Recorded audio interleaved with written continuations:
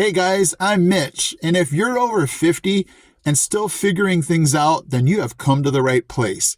My channel is going to be about real life, learning new things, and definitely laughing at ourselves when things don't quite go the way they planned. So stick around. This channel is going to be where we figure it out together. So today's topic is going to be about driving with your spouse. And for guys, that's going to be your wife. And I'll be honest, my wife and I have had some of our biggest fights driving in the car. And more specifically, when I'm driving and my wife is telling me to slow down, or, when we're on the highway, or, especially in California when we were on the Pacific Coast Highway and there was a giant cliff on the other side. I'm trying not to have a million cars behind me, but she's still yelling at me to slow down. So if that's your situation, here is where our, experience has hopefully helped me and become a better person, a better driver, and definitely a better husband when my wife is in the car. So bottom line, when my wife is telling me to slow down, I was taking it as she was being bossy. Stop telling me what to do.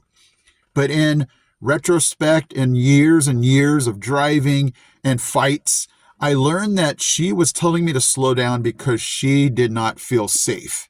It had nothing to do with being bossy. It had nothing to do with telling me what to do.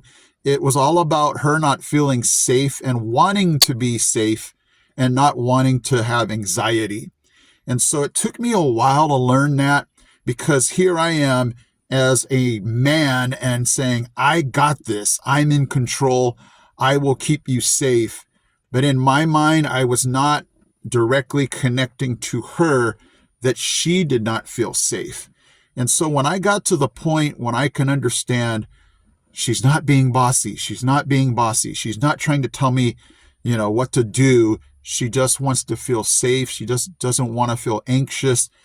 She just wants the drive to be pleasurable.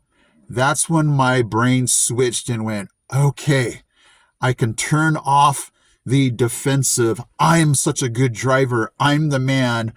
I will keep you safe. And I have to tell her, I will slow down because I want you to feel safe. And that's when my driving took a 180 turn, and it did become more pleasurable. And I'm going to be honest, it's still not perfect. Now it seems like my wife, when I try to park, tells me where to park, how to park. And I still have to, tell my brain, okay, let's let some of these things go, because if you don't let it go, it festers. It turns into a giant fight when it doesn't need to be. And guys, for a fact that we don't have time for fights. I mean, obviously we're going to have them, but you have to pick your battles and realize, time is so precious. Is there some things I can let go? And as we, get into our 50s and 60s, we're going to have to let more things go, because we realize, hey, we should be getting smarter. We should be living better. And we just don't have time for all these quibbly fights that take away our joy, take away time that we could be, just enjoying our family better. So again, I'm definitely not preaching to you. I'm just telling you my story. When I got to the point where I realized driving with my wife, my first job is to make sure she is safe, but to feel safe.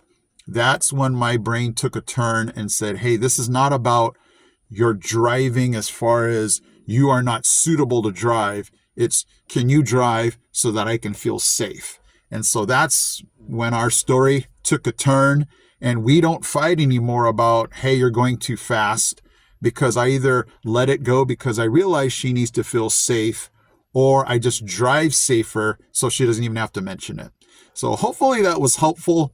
Thank you so much for joining me on this channel. We are going to figure this out together. So drop any comments that you want to tell me about, any stories, any other advice for anybody else who's watching on this channel. And I will definitely continue to upload, and hopefully we can develop this community of wise people who have learned so many new things, and definitely to keep learning new things, because, just because we are 50 and older doesn't mean we stop learning. It's just we are going to learn things together. Okay, so thank you so much. I'll see you in my next video.